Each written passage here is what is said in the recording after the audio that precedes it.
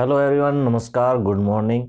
आज हम class 12th का वेक्टर शुरू करने वाले हैं और क्लास 12th का चैप्टर नंबर 10 है वेक्टर अलजेब्रा। तो इसमें हम पढ़ने वाले हैं वेक्टर अलजेब्रा। सबसे पहले तो वेक्टर के बारे में थोड़ा सा इसका इंट्रोडक्शन हम लेते हैं कि वेक्टर क्या होता है और वेक्टर किसे कहते हैं। जितने भी आप फिजिक्स पढ़ते हो, साइंस पढ़ते हो ना, साइंस में जितने भी फिजिकल क्वांटिटी होती है, देखो जितने भी फिजिकल क्वांटिटी होती है। अब सबसे पहले सवाल तो यही होगा कि फिजिकल क्वांटिटी कौन सी होती है। फिजिकल जो आप फिजिक्स में पढ़ते हो, फोर्स, लेंथ, यानी कि वो क्वांटिटी जिसका हम फिजिक्स में मेजरमेंट कर सकते हैं, माप सकते हैं। जिन चीजों को हम किसको मापते हैं, हम वजन मापते हैं, वेट, हम फोर्स मापते हैं न्यूटन में, हम लेंथ मापते हैं सेंटीमीटर मीटर में, हम एरिया मापते हैं, हम वॉल्यूम मापते हैं। जितने भी मापने वाली चीजें हैं उनको हम कहते हैं फिजिकल क्वांटिटी, जिनको हम फिजिक्स में पढ़ते हैं। वैसे सिंपल एक फिजिकल का एक सीधा सा मतलब ये होता है कि जिनका वजूद है, मतलब ऐसा फिजिकल, जिनका फिजिक्स है। फिजिक्स का मतलब जिनका अस्तित्व है, जिनका एक वजूद है, यहाँ पर अस्तित्व धरती के ऊपर है, भौतिक वस्तुएं। फिजिकल क्वांटिटी यानी कि भौतिक शास्त्र से आया है ना, फिजिक्स भौतिक शास्त्र। तो जो भूमि पर जो चीजें हैं, ठीक है। अब आप कहोगे कि भूमि पर तो हर चीज है, मतलब जैसे कि आयरन भी है, प्लास्टिक भी है, ये भी है, मैं भी हूं, आप भी हो, लेकिन ये चीजें नहीं। देखो जो चीजें हम फिजिक्स में पढ़ते हैं ये एक सिंपल है, ये एक नाउन प्रोनाउन मतलब अलग चीजें होती हैं। इनका फिजिक्स का साइंस से कोई लेना देना नहीं है, ठीक है। साइंस में हम ये नहीं पढ़ते। साइंस में हम जो पढ़ते हैं उन चीजों को पढ़ते हैं कि कौन सी चीजें ऐसी हैं जो धरती पर शुरू से हैं, यानी कि आप और मेरे होने से भी पहले। कुछ ऐसी चीजें ना, जब आप नहीं थे, इंसान नहीं था, लेकिन वो चीजें थी, ठीक है। और साइंस ने ये बताया कि ये चीजें भी हैं। जैसे कि आज से हजारों साल पहले उनको अगर ये कह दिया जाए कि ग्रेविटेशनल फोर्स थी, नहीं पता था उनको। ऊर्जा होती है मतलब एनर्जी होती है, मतलब लेंथ को हम इस तरह से माप सकते हैं, उनको नहीं पता था। उनको सिंपल काउंटिंग आती थी थोड़ी बहुत, और कुछ नहीं। तो बाद में ये चीजें आई, तब इनका नाम दिया गया फिजिकल क्वांटिटी। ये कहा गया कि ये भी चीजें होती है, मतलब ग्रेविटेशनल फोर्स भी होती है, फोर्स भी होती है, ठीक है, एनर्जी भी होती है, एरिया भी होता है, वॉल्यूम भी होता है, ठीक है। सिंपल दूसरे शब्दों में एक तरफ ये समझो फिजिकल क्वांटिटी जो होती हैं, जिनका भी वजूद होता है। दूसरे शब्दों में जिनका हम मेजरमेंट कर सकते हैं, जिनको हम माप सकते हैं। चाहे आप उनको न्यूटन में मापो, चाहे आप किलोग्राम ग्राम में मापो, चाहे आप मीटर सेंटीमीटर में मापो, चाहे आप जूल में मापो, किसी को भी जो चीजों को माप सकते हैं वो क्या होती हैं, फिजिकल क्वांटिटी होती है, ठीक है। अब इन फिजिकल क्वांटिटी में दो चीजें होती हैं। कुछ चीजों को हम कहते हैं वेक्टर, कुछ चीजों को हम कहते हैं स्केलर, कुछ चीजें ऐसी भी होती हैं जिनको हम कहते हैं डेंसर होती हैं। वेक्टर वो होती हैं जिन फिजिकल क्वांटिटी की डायरेक्शन हो, प्लस में मैग्नीट्यूड हो, और स्केलर वो होती हैं जो केवल और केवल मैग्नीट्यूड हो, यानी कि डायरेक्शन ना हो। देखो मैंने एक यहां पर शब्द लिया फोर्स, सिंपल लेते हैं फोर्स, और टॉर्क भी आता है, फोर्स के बाद ग्रेविटेशनल फोर्स भी आता है, ठीक है। यहां पर हम बात कर सकते हैं लेंथ की, यहां पर हम बात कर सकते हैं एरिया की, यहां पर हम बात कर सकते हैं वॉल्यूम की। डेंसर अलग टॉपिक है, ये मैं बताऊंगा नहीं, पहले सिर्फ इतना समझो। वेक्टर वो होता है जो डायरेक्शन और मैग्नीट्यूड हो। साथ ही साथ वेक्टर एक ट्राइंगल ला, एक ला होता है, ट्राइंगल ला, एक ला होता है ट्राइंगल ला। तो वेक्टर ट्राइंगल ला को होल्ड करता है। डेंसर और वेक्टर वैसे सेम होता है, इसमें भी डायरेक्शन होती है, इसमें भी डायरेक्शन होती है, मैग्नीट्यूड भी होता है, मैग्नीट्यूड भी होता है, लेकिन ये ट्राइंगल ला को होल्ड नहीं करता, वेक्टर इसको होल्ड करता। वेक्टर के अंदर ट्राइंगल ला होता है, डेंसर के अंदर ट्राइंगल ना नहीं होता। ये टॉपिक हमारा आगे का है, बीएससी का है। कुछ चीजें ऐसी होती हैं जिनका केवल और केवल मैग्नीट्यूड होता है, कुछ चीजें ऐसी होती हैं जिनका डायरेक्शन मैग्नीट्यूड होता है, उनको वेक्टर कहते हैं। कुछ और चीजें ऐसी होती हैं इनका भी डायरेक्शन मैग्नीट्यूड होता है, लेकिन इनमें क्या नहीं होता, ट्रायंगल लॉ होल्ड नहीं होता। तो इन चीजों को तो अभी हम नहीं पढ़ेंगे, ठीक है। बस आपको तीसरी चीज मैंने बता दिया, ये कुछ कुछ वेक्टर जैसी होती है, डायरेक्शन मैग्नीट्यूड होता है, ट्रायंगल लॉ वेक्टर में होल्ड होता है, डेंसर में होल्ड नहीं होता। ये दोनों में वेक्टर और डेंसर में फर्क है। तो इन चीजों को पढ़ते हैं। देखो हम फोर्स पढ़ते हैं, हम वेलोसिटी पढ़ते हैं, वेलोसिटी। चलो पहले बात करते हैं फोर्स की, कि कोई बड़ा सा कोई पत्थर है, चलो ये हमने व्हाइट बोर्ड ही मान लिया। अब देखो मैं इस पर फोर्स लगाता हूं उंगली से या लगाता हूं हाथ से, किसी भी चीज से, यहां पर मैंने क्या लगाया, फोर्स लगाया। तो देखो मैं फोर्स लगा रहा हूं, ये बताओ मेरे फोर्स की क्या कोई डायरेक्शन है? अगर मैं यहां पर फोर्स लगाऊं तो क्या इस मेरे द्वारा जो मैं फोर्स लगा रहा हूं, क्या इसकी कोई डायरेक्शन है? क्या मैं किसी डायरेक्शन में फोर्स लगा रहा हूं या किसी डायरेक्शन में फोर्स नहीं लगा रहा? लगा रहा हूं ना, बोर्ड की तरफ लगा रहा हूं ना, मेरी डायरेक्शन इधर है, मतलब मैं ऊपर से फोर्स लगा रहा हूं इस डायरेक्शन में, तो मेरी फोर्स की डायरेक्शन है। कहीं पर भी आप फोर्स लगाओगे तो एक फोर्स एक डायरेक्शन में लगती है, इसलिए फोर्स को किस कैटेगरी में रखा गया, वेक्टर में। और फोर्स को मेजरमेंट तो कर सकते हैं, ये मैंने थोड़ा लगाया, थोड़ा अच्छा लगाऊंगा, ज्यादा जोर लगा जाएगा तो ज्यादा न्यूटन का फोर्स हो जाएगा, तो इसलिए फोर्स को किस में लगाया गया, वेक्टर में रखा गया, ठीक है।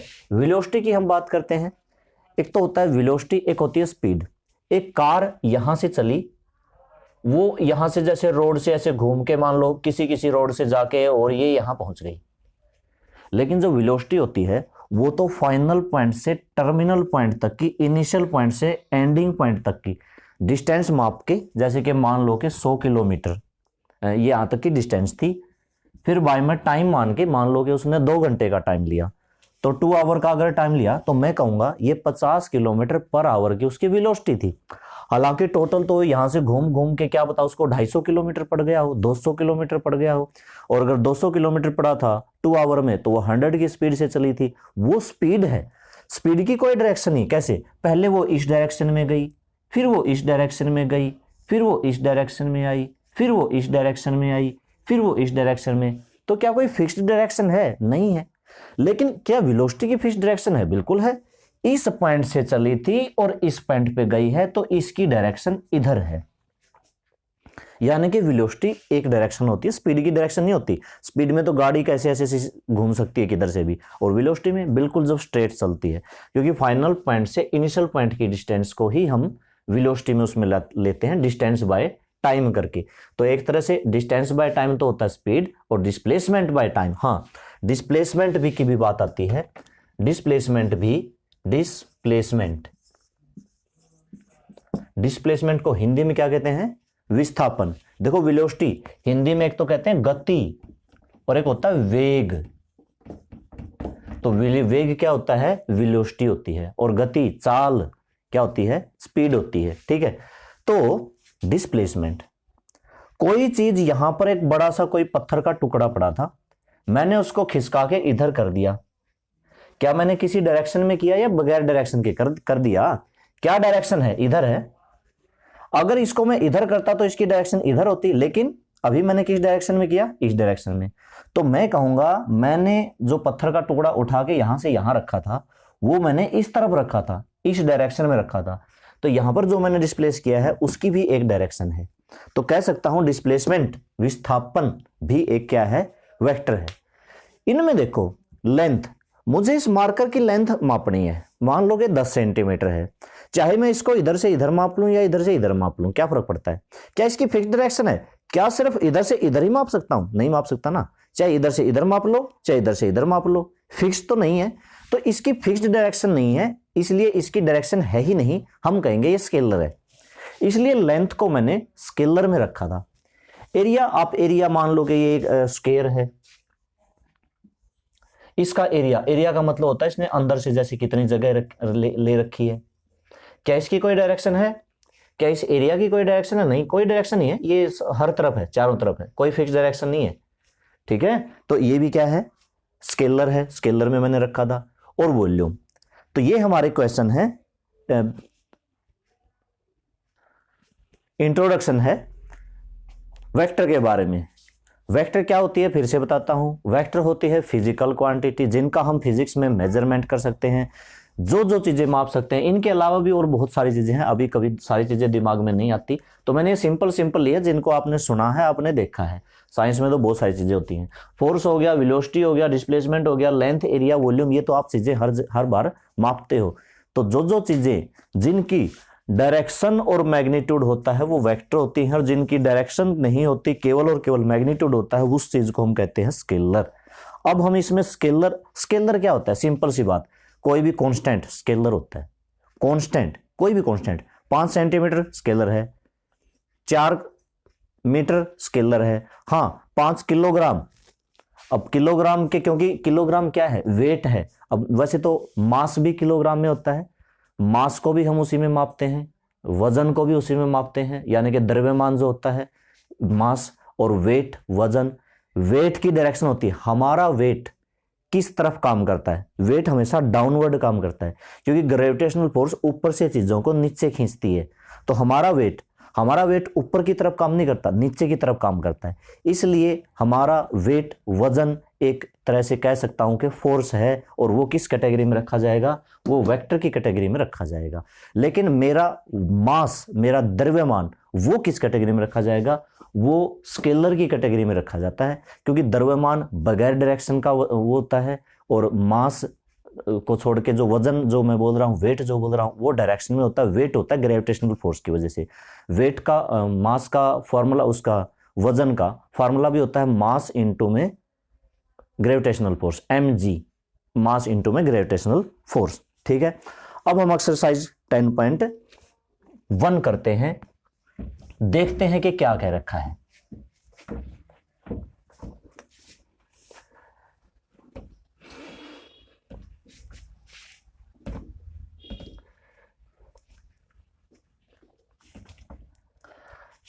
टाइम पर इसमें बहुत सारी प्रॉपर्टियां हैं, आगे पढ़ेंगे। फिलहाल हम सबसे पहले क्या कह रखा है, represent graphically displacement 40 kilometre 30 degree east of west. इसका बनाना है ग्राफ, तो बना लेते हैं, डायरेक्शन बना लेते हैं, यानी कि east west, north south, direction मैंने बना ली। ग्राफ बनाना है 40 kilometre 30 degree east of west, east से वेस्ट की, नॉर्थ की तरफ, ईस्ट ऑफ नॉर्थ, ईस्ट से नॉर्थ की तरफ 40 किलोमीटर जाना है, 30 डिग्री का एंगल बनाना है। तो एक ये लाइन मैंने खींच दी, कितनी, 40 किलोमीटर, 40 किलोमीटर, और एंगल इसने कितना बनाया, 30 डिग्री। तो ये यहां से लेके यहां तक डायरेक्शन। एक चीज और, जब वेक्टर होता है ना, अब हम मैथ की बात करते हैं, ये तो चलो हमने बात कर ली। मैथ में क्या होता है, ये एक लाइन, ये लाइन क्या है, स्केलर, और अगर इसकी ये दे दी डायरेक्शन, अब ये क्या हो गया, वेक्टर। ये लाइन ए बी, ठीक है, अगर इसकी डायरेक्शन नहीं दी तो ए बी स्केलर है, और अगर डायरेक्शन, तो देखो जब ए बी मैं ऐसे लिखूंगा तो ये होगा स्केलर, ये क्या होगा, स्केलर। और ए बी के ऊपर अगर वेक्टर का सिंबल लगा दिया तो ये क्या हो गया, वेक्टर। ये नोटेशन का है। इसके ऊपर ये जो सिंबल है, जो एरो का सिंबल है ना, तीर का जो निशान है, ये एरो का सिंबल वेक्टर को रिप्रेजेंट करता है। हर वेक्टर के ऊपर, जैसे कि मैंने लिख दिया ए बी सी डी, तो ये क्या है, कांस्टेंट है, स्केलर है। अगर इसके ऊपर वेक्टर लिख दिया तो ये क्या है, वेक्टर है। ये मैं क्या बता रहा हूं, ये मैं नोटेशन बता रहा हूं, वेक्टर को कैसे लिखते हैं। स्केलर को ऐसे लिखते हैं, वेक्टर को ऐसे लिखते हैं, स्केलर को ऐसे लिखते हैं, वेक्टर को ऐसे लिखते हैं। नोटेशन में बता रहा हूं, ठीक है। बाकी इनका जोड़ने का रूल, इनका प्रोडक्ट करने के रूल की एक एक चीजें बाद में करेंगे, लेकिन शायद 10.1 में हमें इनकी जरूरत नहीं पड़ेगी। और क्योंकि हम 10.1 करने वाले हैं, इसलिए सिर्फ और सिर्फ हम आज वेक्टर के बारे में समझेंगे। तो ये मैंने बना दिया, बस फर्स्ट क्वेश्चन हो गया। फर्स्ट इतना ही था, ग्राफ बनाना था बस, और कुछ नहीं है। सेकंड क्वेश्चन है, ये कहता है कि classify the following measures as scalar and vector. ये बताना स्केलर है कि वेक्टर है।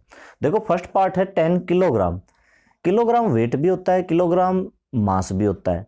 तो वेट वेक्टर में आता है और मास द्रव्यमान स्केलर में आता है। और दोनों के पीछे किलोग्राम लिख सकते हैं। तो इसका आप आंसर चेक कर लेना, ये मास अगर वेट है तो वेक्टर है, अगर ये मास है द्रव्यमान है तो ये स्केलर है। आंसर चेक कर लेना, मैं इसके बारे में श्योर नहीं हूं कि ये है क्या, क्योंकि दोनों को सेम ही लिखते हैं। अब आंसर कुछ भी हो सकता है। अगला है 2 मीटर नॉर्थ वेस्ट। एक पर्सन है जो नॉर्थ से वेस्ट की तरफ 2 मीटर गया, मान लेते हैं, तो डायरेक्शन में गया ना, नॉर्थ की तरफ गया मतलब एक डायरेक्शन में गया, और कितना गया 2 मीटर गया, 2 मीटर हो गया, मैग्नीट्यूड और डायरेक्शन भी हो गई, तो ये क्या है, ये एक वेक्टर है। इसमें से मैग्नीट्यूड भी है, इसमें डिस्टेंस वो भी है, डायरेक्शन भी है। 40 डिग्री एंगल, एंगल की कोई डायरेक्शन होती है? कोई डायरेक्शन नहीं होती। हमने एंगल बनाया, ये लाइन यूं एंगल बना दिया, क्या डायरेक्शन होती है? नहीं होती। स्केलर है। 40 वाट, वाट की भी डायरेक्शन होती है? वाट की तो कोई डायरेक्शन नहीं होती। 10-19 कूलम जूल, मतलब वो एनर्जी वगैरह नहीं होती। 20 मीटर पर सेकंड स्क्वायर, ठीक है। देखो जो स्पीड होती है, स्पीड क्या होती है, जैसे ऐसी लिख दिया, मान लो 20 मीटर पर सेकंड ऐसी होती है, और जो वेलोसिटी होती है वो भी ऐसी होती है 20 मीटर पर सेकंड, और एक होती है एक्सेलरेशन। एक्सेलरेशन को हिंदी में क्या कहते हैं? एक्सेलरेशन। ये होती है 20 मीटर पर सेकंड स्क्वायर। इसको हिंदी में शायद त्वरण, इसको कहते हैं वेग, और इसको कहते हैं गति या कह दो चाल। ये त्वरण आपने सुना होगा हिंदी वालों में। तो एक्सेलरेशन होता है मीटर पर सेकंड स्क्वायर। एक्सेलरेशन क्या होता है? Rate of change of velocity. क्या होता है? Rate of change of velocity. Velocity क्या होता है? Rate of change of velocity. अब एक बात बताओ, वेलोसिटी क्या होती है? वेलोसिटी की हमने बात कर ली, स्पीड की हमने बात कर ली। स्पीड होता है स्केलर, वेलोसिटी होती है वेक्टर, और यहां पर बात हो रही है एक्सेलरेशन की, रेट ऑफ चेंज ऑफ। तो वेलोसिटी में ही कोई चेंज होता है तो एक्सेलरेशन कहते हैं, तो एक्सेलरेशन क्या है? वेक्टर, ठीक है। वेलोसिटी वेक्टर है तो एक्सेलरेशन भी क्या है? वेक्टर, क्योंकि इसमें भी क्वांटिटी होती है और डायरेक्शन भी होती है, ठीक है। उससे ऊपर देखो बाकी सारी की सारी चीजें, 40 वाट्स, ये भी एक क्वांटिटी है, डायरेक्शन नहीं होती। मीटर नॉर्थ, हाँ उसमें तो था, उसमें डायरेक्शन था। वाट में, डिग्री में नहीं होती। 19 कूलम में नहीं होती, और 10 केजी अगर ये देखा जाए तो इसमें भी नहीं होती। वेट या तो इसके साथ लिखा होना चाहिए कि किसी चीज का ये मास है कि वेट है, ठीक है, तो ये लिखा होना चाहिए, वरना यहाँ पर इसको हम स्केलर हम कह सकते हैं।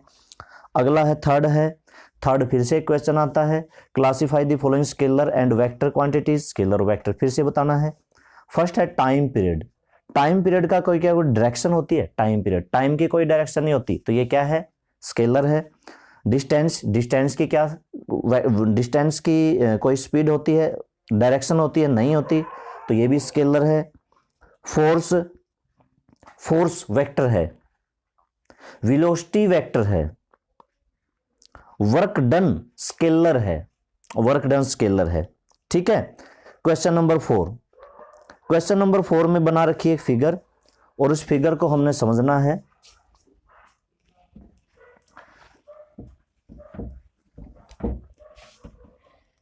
यहां पर जो साइंस के बच्चे हैं उन बच्चों को एक चीज का जरूर डाउट होगा, क्योंकि जो वर्क का जो फार्मूला होता है वो होता है फोर्स मल्टीप्लाई में डिस्प्लेसमेंट। अब क्या होता है, फोर्स भी मैंने वेक्टर बता दिया, डिस्प्लेसमेंट भी मैंने वेक्टर बता दिया, और वर्क को मैं क्या बता रहा हूं? स्केलर।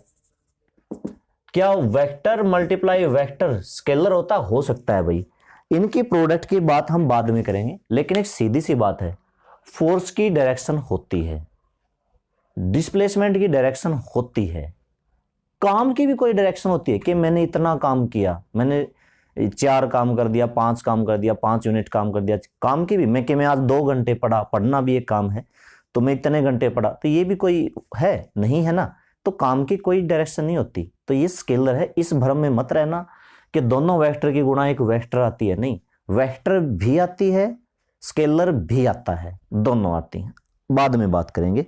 अभी क्वेश्चन नंबर 4 की तरफ हम कर रहे थे। क्वेश्चन नंबर 4 में ये है ए, ये है, ये देखो यहां पर ये एरो का सिंबल है, इसका मतलब ये साइड ए वेक्टर है, ठीक है। बी वेक्टर, यहां पर ये इस तरह से एरो का सिंबल है, इधर भी ए। डी वेक्टर, इधर सी वेक्टर, और इसका किस तरफ सिंबल है, इसका इस तरफ सिंबल है, इसका यहां और यहां। एक बात तो समझ लो, ठीक है। तो ये तीर का निशान ये बताता है कि इसकी डायरेक्शन इस तरफ से उस तरफ है, इसके ऊपर से नीचे है, इसके इधर से इधर है, इसके ऊपर से नीचे है। चार साइड इसकी दे दी ए बी सी डी। इसने पूछ रखा है फॉर सम में सबसे पहले को इनिशियल क्वेश्चन नंबर 4 का फर्स्ट पार्ट, को इनिशियल वेक्टर हमें बताना है। तो को इनिशियल वेक्टर कौन से होते हैं, जैसे कई बार एक पॉइंट से एक वेक्टर ये गया, इस पॉइंट से एक वेक्टर ये गया, वेक्टर।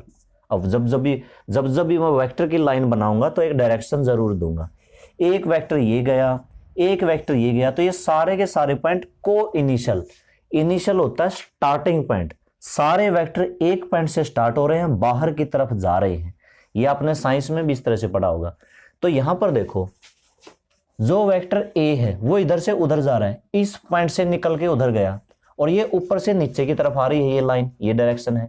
तो ए एंड डी आर को initial vector, A and D are को इनिशियल वेक्टर। जब जब वेक्टर लिखोगे उसके ऊपर एरो का सिंबल जरूर लगाओगे, इसके बिना ये वेक्टर नहीं है, इसके बिना ये स्केलर है। दूसरा है इक्वल वेक्टर कौन से हैं, इक्वल वेक्टर हमें बताने हैं। इक्वल वेक्टर कौन से होते हैं, वो वेक्टर जिनकी डायरेक्शन भी सेम हो, जिनका मैग्नीट्यूड भी सेम हो। यानी कि डायरेक्शन और मैग्नीट्यूड अगर दोनों का सेम होगा, मैग्नीट्यूड तो यहां चारों का सेम है पर डायरेक्शन दो का सेम है। एक तो डी का, डी आ रहा है ऊपर से नीचे, ये वाली एरो का सिंबल, और बी का, बी आ रहा है ऊपर से नीचे। तो सेकंड पार्ट में B and D are equal vectors, B and D are equal vectors. Third part में है जो कोलिनियर तो हो बट नॉट इक्वल हो। इक्वल कौन से नहीं है, ए और सी इक्वल नहीं है। क्यों नहीं इक्वल है, क्योंकि इनकी डायरेक्शन इक्वल नहीं है। ये वाली चीज, ये वाली चीज, डायरेक्शन उल्टी है ना, ऊपर वाले की तो उधर डायरेक्शन, इस वाले की इधर डायरेक्शन, इसलिए ये दोनों क्या नहीं है, कौन से नहीं है, कोलिनियर है बट नॉट इक्वल, कुछ ऐसा ही था ना। इस वजह से ये है, ठीक है। ये था क्वेश्चन नंबर 4। आगे हम लेते हैं क्वेश्चन नंबर 5, ट्रू और फॉल्स बताना है। ए एंड, हाँ इसी फिगर में है ना, ए नहीं इसमें नहीं है, A and minus A R collinear. बताओ ए और माइनस ए क्या कोलिनियर है, ये सिर्फ ये बताना है कि ये ट्रू है कि फॉल्स है। उसमें क्या था लास्ट पार्ट में, क्वेश्चन नंबर 4 का लास्ट पार्ट क्या था, जो वेक्टर कोलिनियर हो बट नॉट इक्वल। मैंने कहा था इक्वल नहीं है क्योंकि इसकी डायरेक्शन उधर है, इसकी डायरेक्शन इधर है, मतलब कोलिनियर तो है, ठीक है। तो जब ए लिख दिया और माइनस ए लिख दिया, अच्छा माइनस ए लगने से क्या फर्क पड़ता है, एक ये लाइन है इधर से उधर, ए वेक्टर, इसका मतलब इसकी डायरेक्शन इधर है, और जब मैं लिखूंगा माइनस ए, माइनस लगने से वेक्टर पे क्या फर्क पड़ता है, माइनस लगने से वेक्टर की डायरेक्शन चेंज हो जाती है, इधर से डायरेक्शन किधर हो जाती है, फिर से दूसरा बना देता हूं, इधर हो जाती है भाई। पहले डायरेक्शन उधर थी, माइनस लगने के बाद डायरेक्शन इधर हो गई, तो माइनस लगने के बाद डायरेक्शन क्या हो जाती है, इधर हो जाती है, ठीक है। ए और माइनस ए बिल्कुल जैसे उसकी डायरेक्शन उधर है, इसकी डायरेक्शन उधर है, तो मैं कह सकता हूं ए और सी कोलिनियर तो हैं बट नॉट इक्वल। तो ए और माइनस ए कोलिनियर हैं। मैं कह सकता हूं सी की वैल्यू माइनस ए के बराबर है, ए की वैल्यू माइनस सी के बराबर है। अगर ये दोनों इक्वल हो, डायरेक्शन अपोजिट हो, तो एक दूसरे के नेगेटिव होते हैं डायरेक्शन अपोजिट होने से। तो दूसरा है two vectors are always equal in magnitude. Two vectors two collinear vectors are always equal in magnitude. दो कोलिनियर वेक्टर मैग्नीट्यूड में इक्वल होते हैं, इस बात की कोई गारंटी नहीं है। क्यों? क्योंकि इस वेक्टर को मैं थोड़ा बड़ा भी कर सकता हूं, ये दोनों वेक्टर कोलिनियर हैं, इसकी लेंथ हो सकती है 5 सेंटीमीटर की, इसकी लेंथ हो सकता है 9 सेंटीमीटर की हो, तो कोई जरूरी नहीं कि मैग्नीट्यूड बराबर हो, ऐसा कोई जरूरी नहीं है। ठीक है, तो ये फॉल्स है। Two vector having same magnitude are collinear, ये भी कोई जरूरी नहीं है। दो वेक्टर कोलिनियर कब होंगे? जब पैरेलल हो। अच्छा, अब एक वेक्टर 5 सेंटीमीटर की मैंने इस तरह से लाइन ड्रा कर दी, एक वेक्टर 5 सेंटीमीटर की मैंने इधर लाइन कर दी, डायरेक्शन दे दी, इधर डायरेक्शन है डायरेक्शन, तो क्या ये दोनों इक्वल है? नहीं, इनकी सिर्फ लेंथ इक्वल है, डायरेक्शन तो इक्वल नहीं है। तो क्या कह सकता हूं? सेम मैग्नीट्यूड आर इक्वल, कोई जरूरी नहीं है सेम मैग्नीट्यूड इक्वल हो, पर वो फॉल्स हो सकती है। मैग्नीट्यूड इक्वल होने से वो वेक्टर कोलिनियर नहीं हो सकते, जरूरी नहीं है। ठीक है, तो ये हमारे एक्सरसाइज 10.1 हमने करनी थी। आज 10.1 ही करेंगे, क्योंकि आगे हम फिर कल करेंगे इनका एडिशन रूल, कि दो वेक्टर को जोड़ने में एक ट्राइंगल लॉ का मैंने जिक्र किया था, वो ट्राइंगल लॉ कैसे होता है, वेक्टर किस तरह से काम करता है। आज सिर्फ हमने वेक्टर की डेफिनेशन की है। एक्सरसाइज 10.1 ये आप कर लेना। कल हम फिर अगली वीडियो में यानी कि एक्सरसाइज 10.2 एडिशन लॉ और उसकी अगर मल्टीप्लीकेशन भी है देख लेंगे, 10.3 में है या 2 में है, तो मल्टीप्लीकेशन की भी हम बात करेंगे। एक एक चीज की हम धीरे धीरे बात करते जाएंगे। आज आप वेक्टर को करना, वेक्टर के बारे में कुछ भी पूछना है, कुछ भी, तो आप कमेंट में पूछ सकते हो, मैसेज करके आप पूछ सकते हो, लेकिन करके जरूर देखना, क्योंकि इंपॉर्टेंट टॉपिक है। ये नहीं आया तो अगला चैप्टर भी नहीं आएगा। ओके, तो इसको करना अच्छे से। Okay, thank you.